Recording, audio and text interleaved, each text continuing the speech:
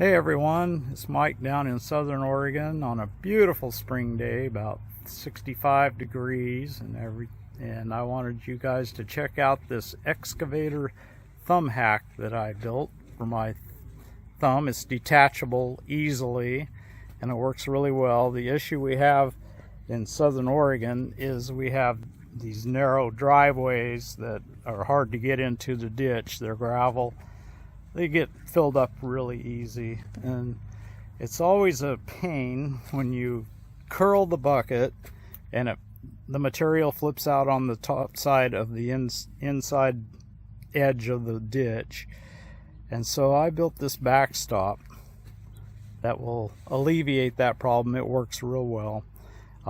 It's just a farmer fix thing. I'm not a fabricator or a welder, but I put it together and it seems to hold up well. I'll be doing a ditching job tomorrow and I'll get some video of that along with a couple of other things I did. Anyway, it's pretty simple to build. These were the second iteration of it. These were originally J-bolts that came down here, and then the angle came into these holes, which didn't work all that great because they broke. So I come up with the clevis and the chain and whatnot. I had this stuff on hand, so it didn't cost me hardly anything to build. $30 for the chain and the clevises. I did buy extra clevises because I didn't know the size, but anyway, it's real easy to build. I highly recommend it. I'll show it in action.